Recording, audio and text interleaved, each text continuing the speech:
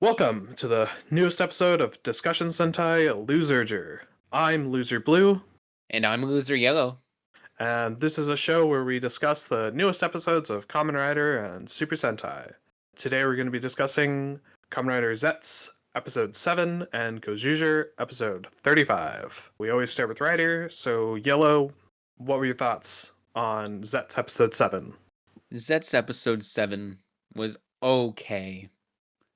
And it was only okay. Not too much actually happened in this episode. Yeah, we got some exciting plot stuff, and I felt like that was the purpose of this episode, apart from defeating the nightmare. But not a lot actually of substance happened.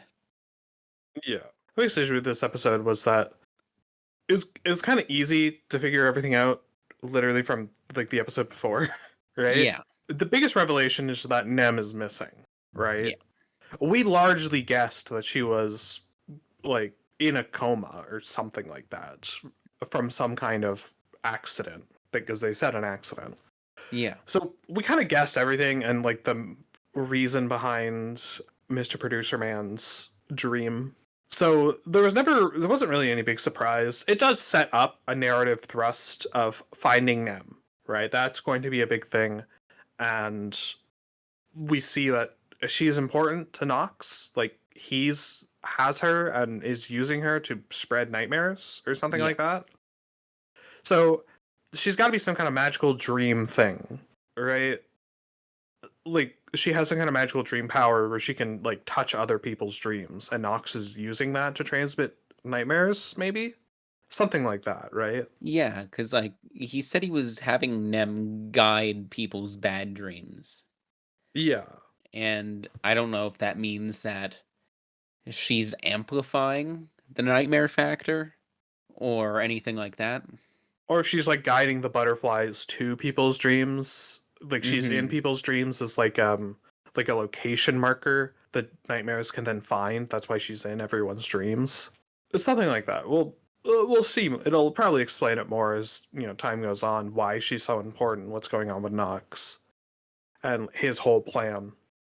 And apparently, using the Zeztz power has a terrible price.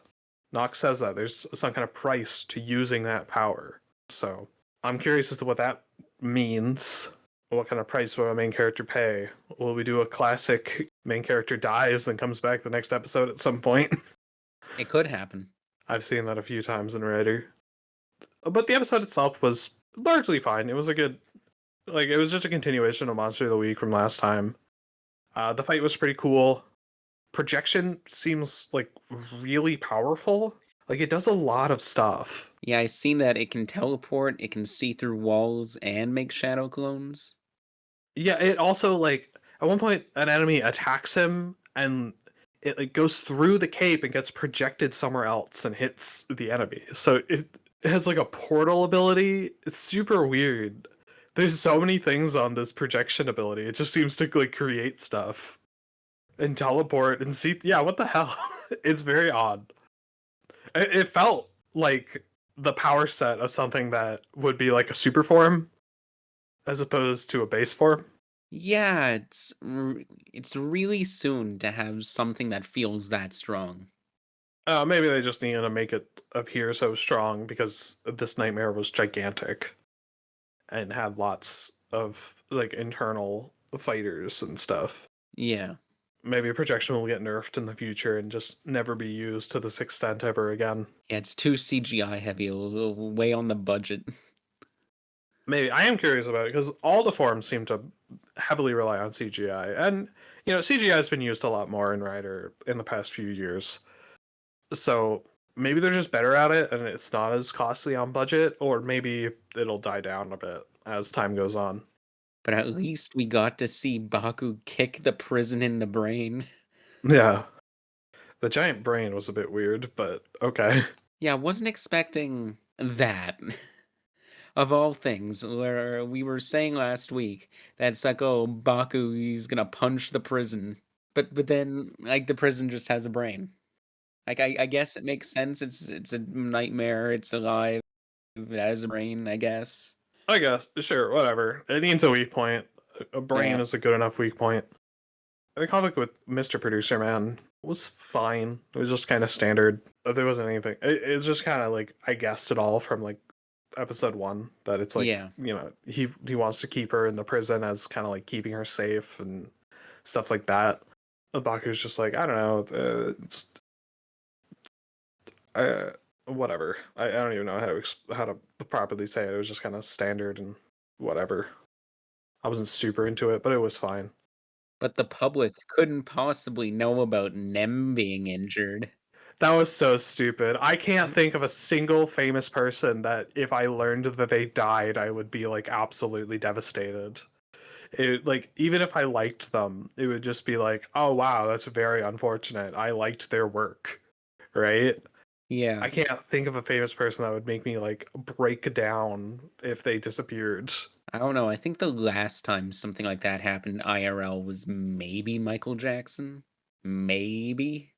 I don't know. But like I don't think the world would shut down or the country would shut down. Oh no, like Nem's dead or Nem's like critically injured. So we gotta make CGI and archival footage Nem advertisements. yeah. It's really weird. I don't get it. You know what? Maybe it has to do with her like weird dream powers. That's why she's so popular and so influential to everyone. Is because she's just in all their dreams, and it's causing that effect. So maybe they're right. Maybe if people found out Nem was dead, they would just shut down. It still feels a little silly, and I'm not a big fan of that reasoning. I think it's kind of dumb. I like that our main character Baku, just like straight up walks the guy and says, "I was in your dream. Let's Yeah. talk." It's kind of weird. I was not actually expecting him to do that too often. Like it happened with the police officer in like episode 2 and stuff, but Hmm. that police officer is like heavily tied into everything, so it kind of made sense to reveal it there. Like he doesn't reveal it to the bride, right? He Right. never did that. So that's a bit odd, but oh well. Not like the biggest deal in the world. It felt weird. Kind of came out of nowhere. He just did it. No secret identities today. Kind of a bad secret agent, if you ask me. Yeah, I know, right? So Nem got into a car accident when a truck hit the bus, and she Yes. ended up in her coma. Yes. Now, it's been determined that like the dream world is like another world, so does that make Kamen Rider Zeztz an Isekai Kamen Rider? No, I don't think it's another world. It's the collective unconscious. There's no physical being transported into it, I don't think. Not yet anyway. So no, please shut up and die. Please be isekai'd. That's basically the episode. He beats the monster and we learn about Nem. The fight was good. Nox was around more and talked a lot. He's kind of a big asshole. Just trying to trick people. I want to know more about him. I just want to know what his motivation is. Why he's trying to do this stuff with the nightmares. What he's getting out of it. Was the preview for the next episode? I swear there was like half a second where I saw Nox with like a sword. Was that there, or did I imagine that? I didn't really look back at it because watching it live, it's hard to go frame by frame. Yeah, but whatever. I thought I saw that. Next episode is Destroy the biological weapon. yeah. No, I feel like that intensified a lot. Our missions were like rescue the target, protect the VIP, escape with the prisoners. Now it's destroy the bioweapon. And yeah, things escalated really quickly, didn't they? A little bit. Police officers are kind of useless this episode. They didn't do anything. Yeah, they didn't do too much. And Zero's hiding himself from them for whatever reason. Yeah, I don't know why Zero's hiding himself from them.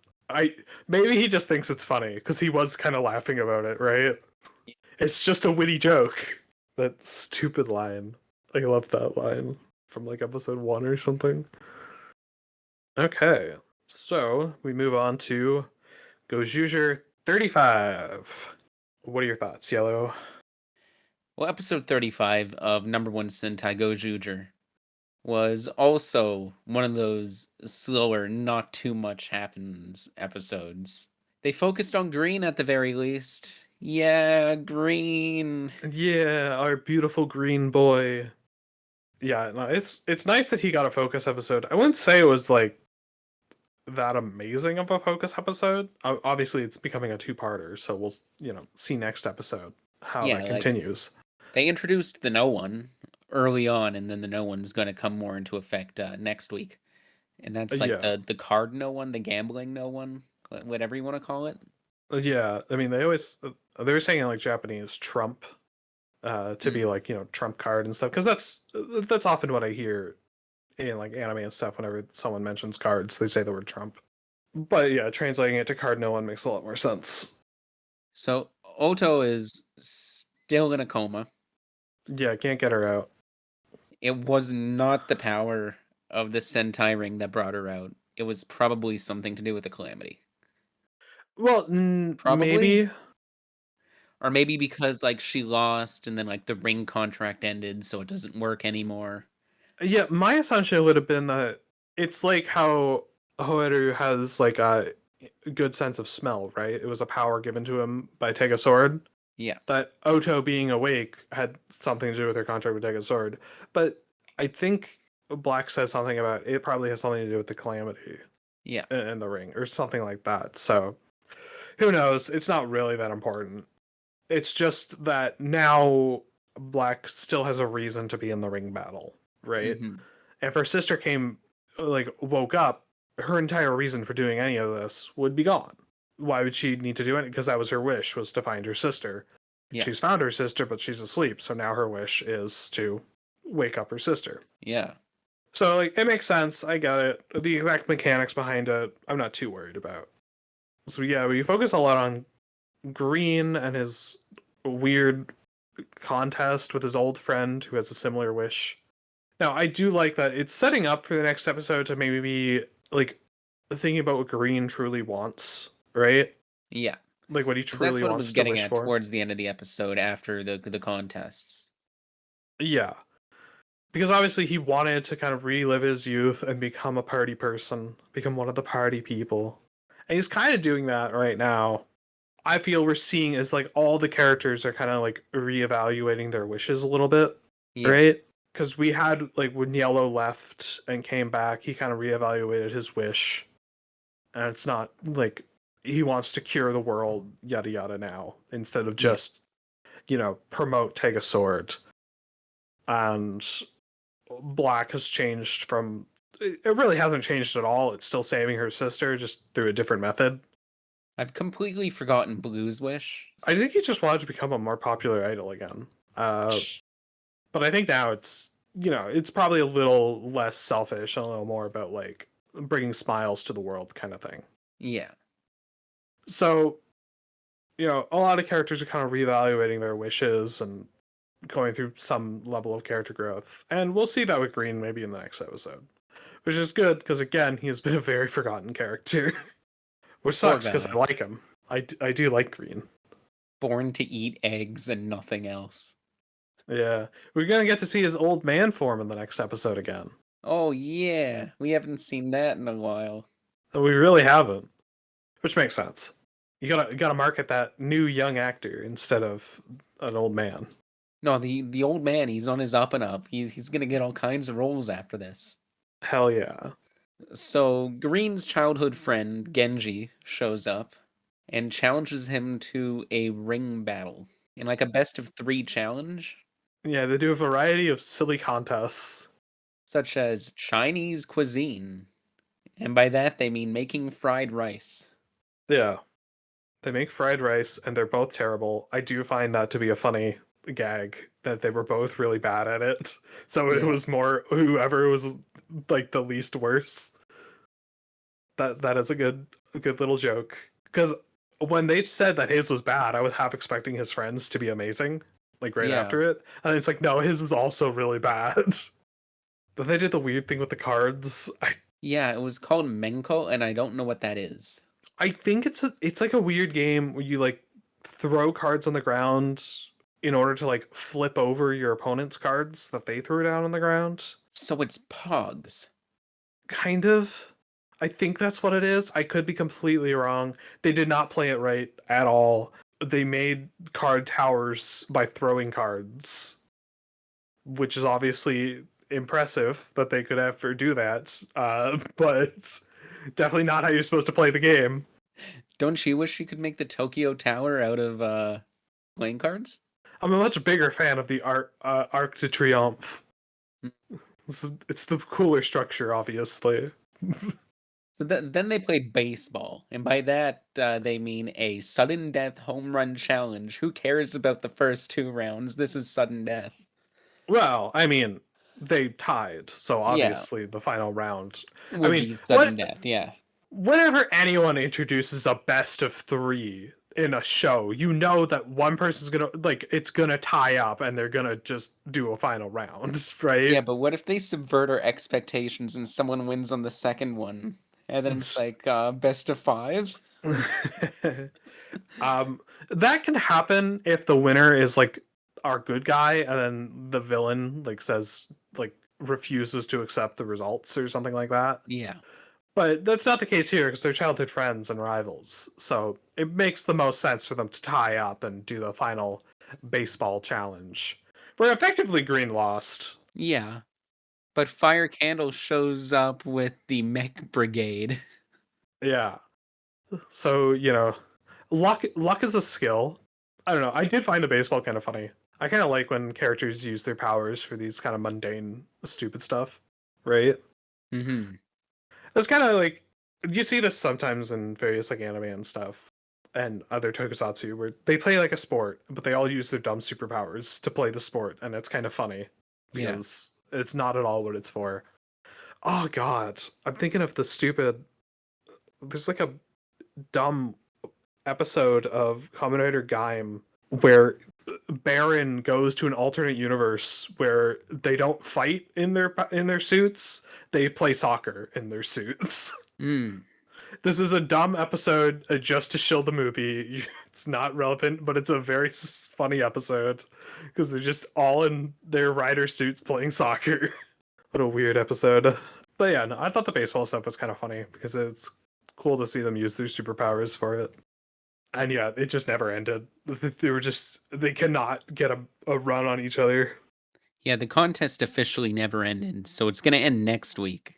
And Green obviously wins, right? Well, yeah. No, we get a new Green. It's the other guy. It's Genji. Yeah.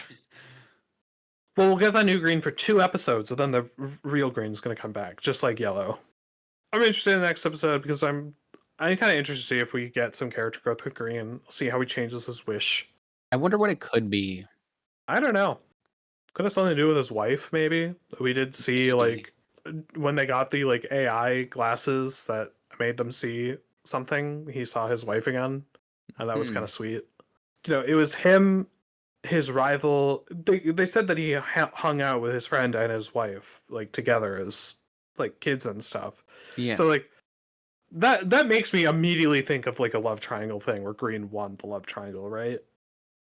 Yeah, that would make sense. Like that's just kind of my immediate thought that happens all the time in media. So it could the wife could come up. It seems like next episode's going to be like a poker tournament, obviously, because cards number 1 is showing up. So Yeah. That's what it's looking like from the preview at the very least. It's some sort of tournament like that.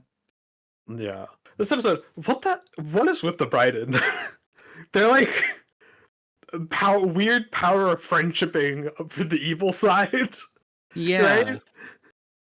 It's just like my best friend, the random mook, with the gold bell. He sacrificed himself to teach me how to, I don't know, motivate myself. Very weird, completely pointless. He just died. Yeah, he's gone. But card number 1, he's gonna be motivated now. He's out of his slump and he's gonna destroy everyone. That's it. He's gonna win the ring battle. It's card number 1. Hell yeah, my favorite character. it does look like the Bryden want to power up, obviously, because Yeah. they couldn't beat the Calamity Guy, and the Gozyugers were able to beat the Calamity Guy. So, like, they're the weakest group right now, in general. So, I don't know, something needs to power up. I feel like, I don't know, Bouquet and Fire Candle should get, like, monster forms or something, right? They should power up. Yeah. Come on, Tegajun, give him the rings. Give them the rings. You made the rings. Give it to them. I'm not saying I want them to become monsters forever. I think they should be, in their normal human look for the majority of the time, but in fights, transform. Yeah. And similar to how Fire Candle did it when he became Shinken Red and then the monster Shinken Red. So, all good. I'm curious to see where that goes. The Bryden are some of the more I like those characters a lot, actually. They're very fleshed out and likable. Yeah, I kind of care about them a lot more than the Gozyugers a lot of the time. It's the Bryden show from now on. Hell yeah. All praise Tegajun. Sama. We don't have to add Sama. We're not Japanese. We could be as disrespectful as we want. We didn't see Kuwan again. Still have no idea what's going on with him. He's brooding in a corner, making back alley deals with the Calamity, probably. Probably. We haven't seen him since he got punished by Tegajun, right? No, we haven't seen him since. Yeah, that's what I thought. So we'll see about that. He's got to go Calamity. There's nothing else. That's got to be what it is for him. I can't see him. The Bryden are just like kind of too good for. They're too likable, and they're not really that bad. Yeah, it's weird. So he's got to go Calamity. He's too unlikable and evil for the original evil team. Silly.